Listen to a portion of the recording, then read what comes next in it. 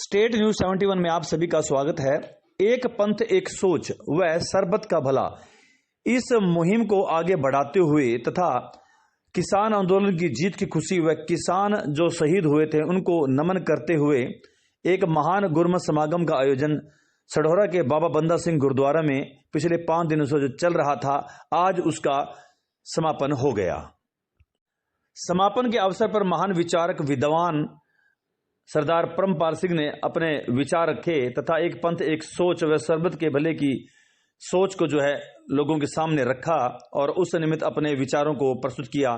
तो आइए महान विचारक विद्वान सरदार परमपाल सिंह की इस मुहिम में उनके द्वारा दिए गए विचारों को सुनते हैं। और ये शहीदियां हुई किस वास्ते सी? ये शहीदियां ना ते कोई मामूली शहीदी सी। एक पंथ एक सोच का मतलब है कि साडा पंथ एक है, खालसा पंथ जिसनूं कहा जाता है, और साडी एक सोच। बाकी सोचा हर परिवार के मैंबरां दी भी अलग अलग होंदियां ने, पर एक पंथ एक सोच का मतलब है कि हर सिख की घट तो घट कोई ऐसी सोच साझी होए जिहदे ते पूरे संसार नूं ये लगे कि जिवें हर सिख गुरु ग्रंथ साहिब नूं मत्था टेकदा, हर सिख, ईवन बहुत सारे सिखां तो बाहर भी जिहड़े गुरु ग्रंथ साहिब नूं मत्था टेकदे ने, वो दुनिया के पूरे कोने कोने विच ये मनते ने कि जदों संसार में ठंड पेगी वो गुरु ग्रंथ साहिब के राही पेगी। जिस वेले दसम पातशाह नूं दुनिया हीरो मनेगी, क्योंकि जो उन्होंने काम किया है वो किसी राजनीति के मोहताज नहीं सी, ना ही वो राजा बनना चाहते सी, ना ही उन्होंने कोई राजनीति सी, और ना ही अपने बच्चों या आप अगे गुरु पंथ चलाना। गुरु उस रूप में गुरु नहीं सी बनना देना चाहते, इस करके इकल्ला साहिबजादा गुरु बनने लायक सी, राजा बनने लायक सी, पर उन्होंने ये दोनों प्रथावां, क्योंकि सिख नूं सेवादार बनाया, सब तो पहला सिख नूं सेवादार बनाया जी गुरु नानक साहिब जी। आपां मिशन से चलीए, और सेवादार का मतलब ये होता है कि जिस वेले सिखां दे अंदर वो स्पिरिट सी, तां उस वेले सिख सेवादार किवें दा सी कि मैनूं कोई राजनीति की गद्दी नहीं चाहिए, बिल्कुल नहीं चाहिए। जे नवाब कपूर सिंह नूं कहा तुहानूं नवाबी लैनी पेगी, तां वो कहंदा पहला मैं नवाब, जदों हुक्म दे दिता सिखां ने इकट्ठे होकर, अज तो साडे सिख जिहड़े ने वो राजनीति दियां राजगद्दियां लैण दे वास्ते इलैक्शन करते हैं, पर वो नहीं मन्ने। उन्होंने हुक्म दिता कि तुसी भाई साडे नवाब बनना है। जदों उन्होंने सख्त पंजा ने हुक्म दिता, फिर उन्हें कहा मैं नवाब बन जावांगा, लेकिन एक शर्त कि जेड़े मैं भांडे मांजदा, जेड़ी मैं घोड़ियां की लिद सुटदा, मैं बरकरार इवें ही करता रहांगा। तुसी मत सोचियो कि मैं चंगे कपड़े पा के ठाठ बाट नाल गद्दी ते बैठा ला, मैं बिल्कुल ये इवें दा ही अपने घोड़ियां की लिद साफ करता रहांगा। तो ये सी गुरु की राजनीति। तो इत्थे जिहड़ा है, जिहड़ा एक पंथ सोच का मतलब है कि गुरु ग्रंथ साहिब साडे रब, साडे राजा, साडे सब कुछ, बाकी पूरी कौम सेवादार होनी चाहिए, सरबत के भले वाल अगे बढ़ना चाहिए। जिथे हुण साडे किसान वीरां ने, जिथे किसान वीरां ने साडे एक थोड़ी जी एकता दिखा के वो कम कर दिखाया है कि जो अज पूरी दुनिया में इस कौम नूं इस करके जानिया जान गए कि अगर इन्हां दा इकट्ठ इस लैवल, क्योंकि सिरड़ी ये पहला ही है, क्योंकि इन्होंने गुरु ने सिर सिखाया, शीश दिया पर सिर न दिया, तो सिर इन्हों सिखाया गया।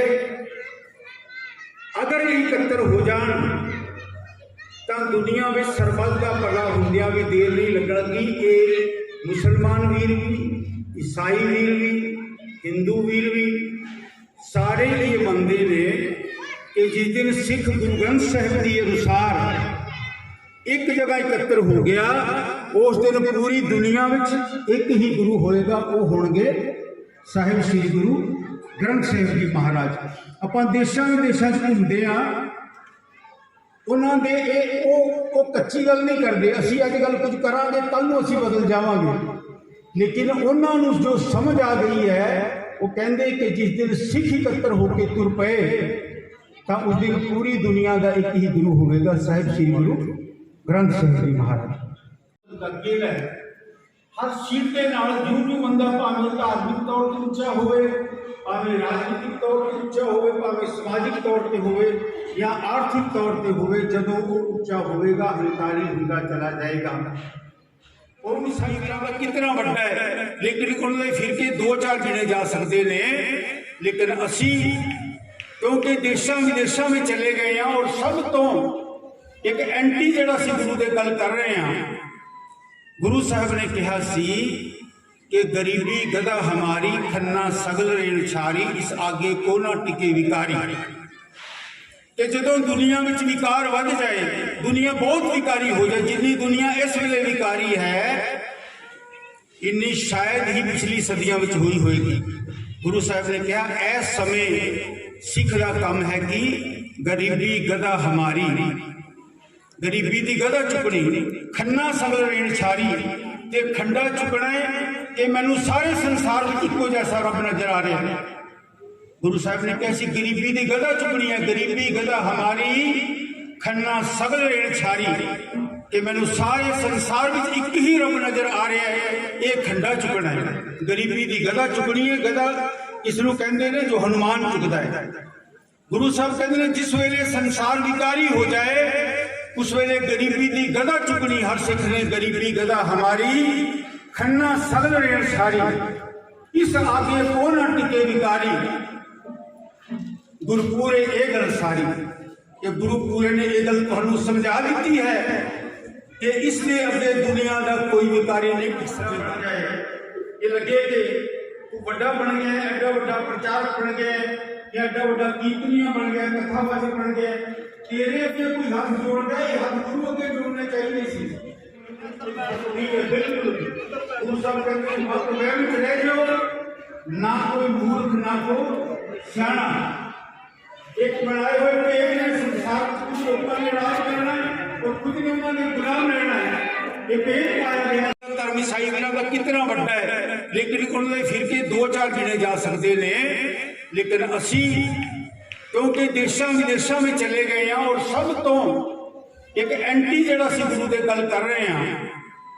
गुरु साहब ने कहा सी कि गरीबी गदा हमारी खन्ना सगल रेण छारी, इस आगे को ना टिके विकारी। कि जदों दुनिया में विकार वध जाए, दुनिया बहुत विकारी हो जाए, जिन्नी दुनिया इस वेले विकारी है इन्नी शायद ही पिछली सदियों में हुई होगी।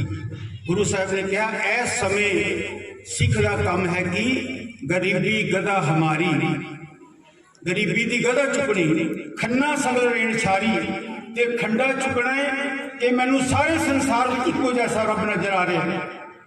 गुरु साहब ने कहा गरीबी की गदा चुकनी है, गरीबी गदा हमारी खन्ना सगल रेण छारी, कि मैनू सारे संसार में एक ही रब नजर आ रहा है, ये खंडा चुकना है।